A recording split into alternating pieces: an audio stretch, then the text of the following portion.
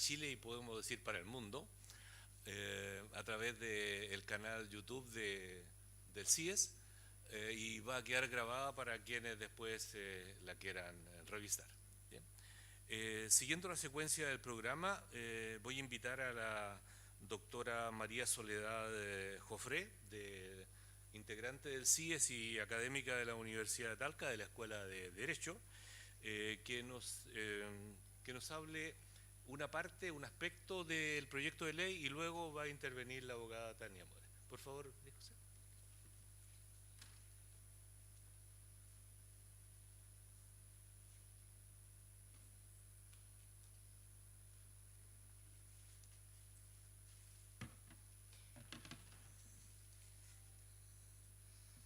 Hola, muy buenos días a todos y a todas. Me sumo a los saludos a todas las autoridades, a todas las personas mayores que hoy día nos acompañan. Muchas gracias por estar acá.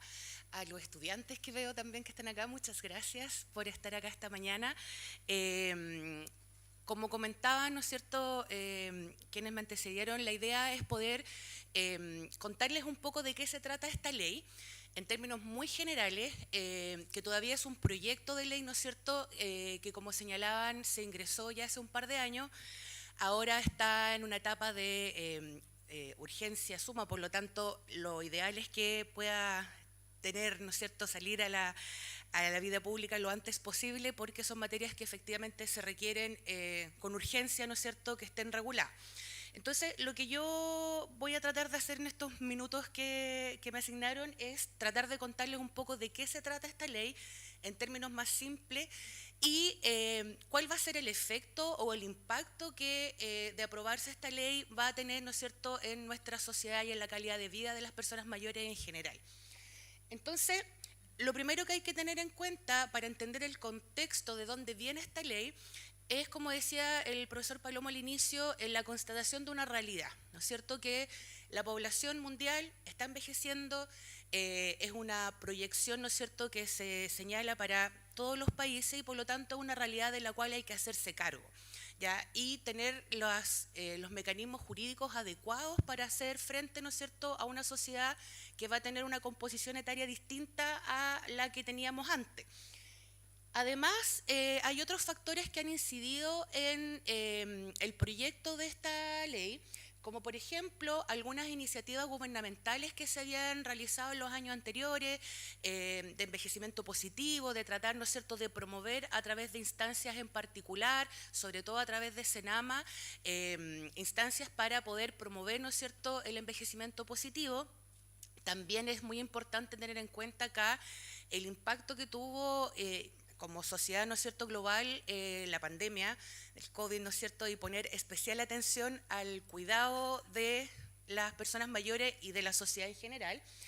Y otro factor que ha sido muy importante, como ya se señalaba, ha sido la aprobación y luego la ratificación por Chile de la Convención Interamericana de los Derechos Humanos de las Personas Mayores, que por primera vez pone como foco central, como población que necesita derechos específicos a las personas mayores, y establece una serie de obligaciones para los países que ratifican esta convención, entre los cuales está Chile. Por lo tanto, Chile tiene que hacerse cargo ahora de poder darle una bajada, como se decía previamente, a esta ley a través de mecanismos concretos, ¿ya? Y en ese contexto, entonces, que se presenta este proyecto de ley en el año 2020, que tenía inicialmente estos tres elementos en el título incluso, que tenían que ver con esta idea del envejecimiento positivo, ¿ya? Es decir, de establecer mecanismos para asegurar que el envejecimiento sea tomado, ¿no es cierto?, con herramientas que promuevan actividades de forma saludable, positiva, de forma digna, garantizar ciertos derechos, es decir, garantizar en general que las personas mayores puedan tener una trayectoria de vida, ¿no es cierto?, que tenga garantías específicas, ¿ya?, sobre todo apuntando a la dignidad de las personas. Otro elemento importante que tenía el proyecto de ley original tenía que ver con este fortalecimiento integral, es decir, que para poder para poder garantizar que las personas mayores gocen de estos derechos, no solamente basta cambiar una ley por aquí y por allá, sino que hay que establecer una estructura integral de beneficio y de fortalecimiento también de las estructuras sociales para que esta ley pueda tener aplicación. Y por lo mismo, un tercer aspecto de la ley original, del proyecto de ley original, tenía que ver con el fortalecimiento de la institucionalidad. Es decir, que para que las personas puedan efectivamente ejercer estos derechos, exigir estos derechos, tiene que haber una institucionalidad, tienen que haber lugares, personas, estructuras donde las personas puedan llegar a conocer sus derechos, a exigir sus derechos. ¿Ya? Por lo tanto, esta ley desde el principio es muy ambiciosa porque tiene esta estructura grande, ¿no es cierto?, para poder garantizar todo el ejercicio de estos derechos. Ahora, ¿qué ha pasado con esta ley? Y aquí, lamentablemente, sabemos, ¿no es cierto?, que las agendas legislativas a veces tienen distintas hitos, ¿no es cierto?, van apareciendo otras materias con mayor urgencia, hay cosas que se van dilatando, las discusiones políticas sabemos que también, ¿no es cierto?, a veces van retrasando estos temas, porque a pesar de que esto ingresó con mucha urgencia, pasó, ¿no es cierto?, el primer trámite constitucional y fue aprobado por el Senado en general con algunas indicaciones en enero del año pasado. Y desde entonces está en el segundo trámite constitucional en la Cámara de Diputados, en la comisión, ¿no es cierto?, que ya se ha señalado. Y a pesar de que está con urgencia, suma urgencia actualmente, todavía no tenemos la ley, ¿no es cierto? Todavía falta que se realicen algunas indicaciones. Por lo tanto, ahí, ¿no es cierto?, la directora señalaba, ojalá que tengamos la ley este año, en lo que esperamos, pero lamentablemente ahí es difícil anticipar o proyectar una fecha concreta porque finalmente esto va a depender de la agenda legislativa del Congreso, ¿ya? Así que esperamos que esta ley salga lo antes posible, ojalá este año, pero no podemos decir con certeza cuándo va a ser esto, ¿ya? Entonces, luego de estos 3 años, ¿no es cierto?, que la ley se discutió y que se le hicieron indicaciones, ¿cuál es la estructura de la ley hoy día? Y que pongámonos en el caso de que si la ley fuera aprobada el día de hoy, ¿qué es lo que tendríamos? ¿Ya? Insisto, dejando claro que esto todavía puede estar sujeto a cambios en la Cámara de Diputados, todavía se le pueden hacer indicaciones, por lo tanto, puede que no sea exactamente lo que vamos a ver acá, pero esto es lo que está aprobado hasta el día de hoy, ¿ya? Y en ese contexto, ¿no es cierto?, la ley, como se señalaba, se ha titulado como Ley Integral de las Personas Mayores y Promoción del Envejecimiento Digno, Activo y Saludable. ¿Ya? Es decir, como señalaban anteriormente, este título bien grande, con harta, ofreciendo, ¿no es cierto?, bastantes cosas en su título, ¿ya? Y señala acá, ¿no es cierto?, que el objetivo de esta ley es promover el envejecimiento digno, activo y saludable de todas las personas y proteger el pleno goce y ejercicio de todos los derechos y libertades de las personas mayores en condiciones de igualdad con las demás, con el fin de contribuir a su plena inclusión y participación en la sociedad. ¿Ya? Por lo tanto, este es como el encabezado grande de la ley. Esto es lo que se propone la ley a través de los artículos siguientes. Y además creo que es muy interesante porque esta ley, para aclarar de qué estamos hablando, entrega una serie de principios por los cuales se tiene que guiar no solamente la ley, sino, como señalaba también la directora recién, al interpretar esta ley. Es decir, que luego cuando esta ley, si se aprueba, ¿no es cierto?, se empiece a aplicar, ¿cuál tiene que ser el criterio o la orientación que deben tener todos quienes tengan que aplicar esta ley para poder garantizar de mejor manera los derechos que contiene? ¿Ya? Y aquí, entre otros, promueve, ¿no es cierto?, los principios de la promoción y defensa de los derechos humanos de las personas mayores, la dignidad, la independencia, la autorrealización, la seguridad física, económica y social, el buen trato, entre otros. ¿Ya? Es decir, son principios rectores que guían a esta ley y que deben guiar también a todas las instituciones que tengan que relacionarse con la aplicación de esta ley. ¿Ya? Y luego esta ley, las cosas que yo creo que son lo más interesantes, ¿no es cierto?, es que da algunos conceptos, ¿ya? Para que nos quede muy claro de qué estamos hablando cuando se señala envejecimiento activo y saludable, para que no quede como en palabras bonitas, como muy rimbombantes, pero que al final no se concretan en derechos específicos, ¿no es cierto? Y dice acá que el envejecimiento activo y saludable es un proceso por el cual se optimizan las oportunidades de bienestar, participación y protección de las personas con el fin de ampliar la esperanza de vida saludable y la calidad de vida de todas las personas en la vejez. el concepto de envejecimiento activo y saludable se aplica tanto a individuos como a grupos de población, ¿ya? Entonces acá habla de acciones concretas, ¿ya? No solamente de palabras bonitas, sino que también se concrete en acciones específicas.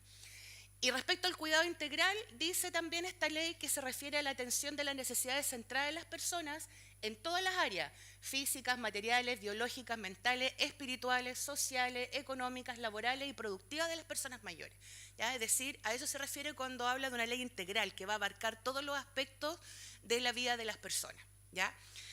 Y en términos generales, ¿cómo se estructura esta ley y cuáles son los derechos que contiene o cuáles van a ser los mecanismos que va a contener? Y acá, en primer lugar, que aquí yo solamente lo voy a mencionar porque después la colega seguramente va a explicar con mayor detalle alguna de estas materias, establece una serie de derechos específicos para las personas mayores, ¿ya? Entre los cuales me gustaría destacar, por ejemplo, el de la vida libre de violencia, que me parece que es muy importante y que, como vamos a ver, la propia ley establece luego un concepto de abandono, un procedimiento también para poder denunciar ese tipo de situaciones. También, por ejemplo, la participación e integración comunitaria, que también, como vamos a ver, en la ley se concretiza a través de estructuras sociales, los comités regionales de personas mayores y también, ¿no es cierto?, participación comunitaria de las personas mayores y el reconocimiento y fortalecimiento de esas unidades. Y también un tema que en particular me voy a referir, que es el derecho al trabajo digno y decente, ya que también es un tema que es súper importante, porque cuando hablamos, ¿no es cierto?, de la integración social de las personas mayores, también tenemos que ver cuáles son las condiciones laborales que les podemos ofrecer a las personas mayores para que se puedan integrar a la sociedad desde esa perspectiva, ¿ya? Y aquí también la ley algo se refiere a esa materia, ¿ya? Luego de reconocer los derechos, la ley se refiere a cuáles son las acciones que se van a tomar para poder lograr garantizar estos derechos. Y acá los podemos diferenciar como en tres ejes, ¿ya? En primer lugar, porque la ley establece deberes específicos del Estado, ¿ya? El Estado entonces va a tener que hacerse cargo a través de la adopción de medidas específicas, el fortalecimiento y la promoción de medidas para poder garantizar el cumplimiento de todos estos derechos, ¿ya?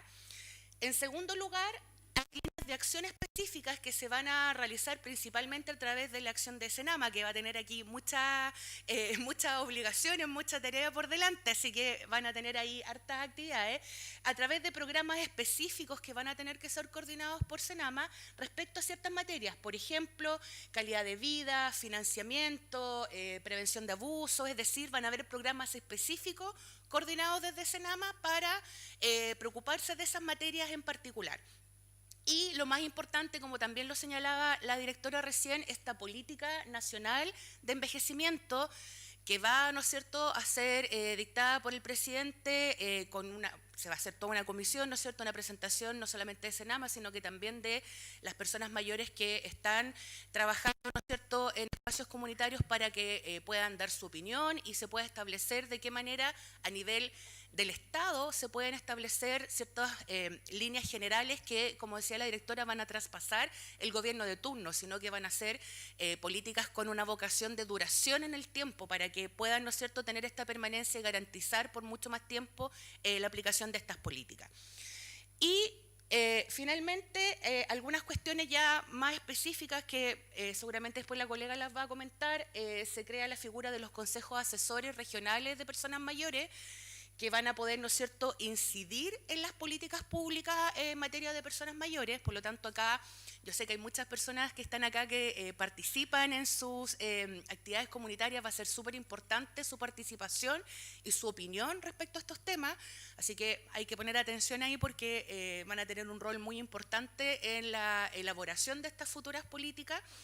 Y otras cuestiones, es particular, como ya señalaba, por ejemplo, que se conceptualiza la idea de abandono social de las personas mayores y se establece un procedimiento especial para poder denunciar estas situaciones y poder, ¿no es cierto?, establecer las sanciones que correspondan. Y el concepto de abandono social es bastante amplio, porque si ustedes se fijan, dice que tiene que ver, ¿no es cierto?, con con que no necesariamente es necesario identificar una persona específica, sino que tiene que ver con la violencia en general que puede experimentar una persona mayor en esta etapa de su vida. ¿Ya? Por lo tanto, también es un concepto mucho más amplio que ¿no es cierto?, también incluye, ¿no es cierto?, por ejemplo, no solamente el peligro físico, sino que también la integridad psíquica de las personas. ¿Ya?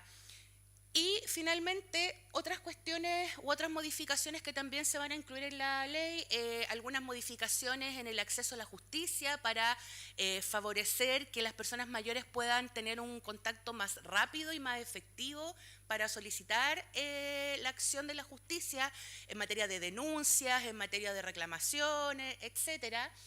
En materia laboral, como ya les comentaba, también se incorpora un contrato especial para el trabajo de las personas mayores, que tiene algunas cuestiones que vamos a ver ahí cómo quedan finalmente en la ley definitiva, porque establece que si bien es el empleador quien tiene que garantizar que las personas mayores que trabajen tengan garantizado todos estos derechos de los que hemos hablado, establece ciertas también flexibilidades respecto a los horarios. ¿Ya? Sobre todo respecto a los horarios, entendiendo que un factor que puede ayudar a favorecer que las personas mayores puedan integrarse al mundo laboral es que no tengan horarios tan rígidos. ¿Ya? Entonces está contenida esa idea en la regulación que se propone. Y por supuesto que también aquí ya lo he señalado y que seguramente también lo van a comentar, el fortalecimiento institucional. Como decíamos acá, la ley le va a dar muchas pegas, muchas tareas a Senama, así que para eso también la va a dotar de una estructura más rígida, más robusta, para que pueda hacerse cargo de estas materias. ¿Ya? En resumen, como les decía, la idea es solamente presentarles en términos generales qué es lo que tiene esta ley, que todavía es un proyecto, ¿no es cierto? Solamente señalar que es de urgencia absoluta que esta ley pueda ser aprobada, que se necesita, ¿no es cierto? Como decíamos al principio, la población, ¿no es cierto?, ha cambiado su composición etaria, por lo tanto hay que hacerse cargo de eso y hay que hacerse cargo de una manera integral, que es lo que propone la ley. Por lo tanto, acá el llamado, ¿no es cierto?, es a que ojalá en el Congreso también se apuren, ¿no es cierto?, y le pongan la prioridad que se necesita para poder avanzar en la aprobación de esta ley. Y lo interesante entonces, como les decía, es que esta ley no solamente es una bajada teórica de la Convención Interamericana, sino que se concreta a través de mecanismos específicos, ya de garantías específicas, de mecanismos específicos para que esta convención pueda tener aplicación en la vida diaria, ¿no es cierto? Algunas cuestiones solamente para cerrar en unos segundos, la crítica o la opinión que tiene que ver con también el área de donde yo me desarrollo, que es el derecho al trabajo. Sí creo que ahí en esa materia la ley queda un poco corta, ¿ya? Y ojalá que en las próximas indicaciones, ¿no es cierto?, se pueda volver a revisar esa materia. ¿Por qué digo que queda un poco corta? Porque efectivamente sabemos, ¿no es cierto?, que a pesar de que la ley pueda señalar que se va a tratar de garantizar un espacio digno y no discriminatorio para las personas mayores, sabemos que la realidad es distinta y sabemos que en general es muy difícil o más difícil para las personas de cierta edad encontrar trabajos con buenas condiciones. Ya, por lo tanto, me parece que en materia laboral la ley podría establecer más mecanismos que sean mucho más efectivos para garantizar que las personas mayores se puedan incorporar al mercado de trabajo en igualdad de condiciones que las personas que tienen otras edades, y que también se reconozcan, ¿no es cierto?, las particularidades que puedan tener las personas de cierta edad para las condiciones de trabajo que necesitan. ¿Ya? Así que mi observación, ¿no es cierto?, es que si bien la ley me parece que en general va por un camino súper adecuado, en lo personal creo que particularmente en materia de trabajo se puede hacer mucho más, y ojalá y que en este tiempo que le queda de discusión en el Congreso esto se pueda mejorar.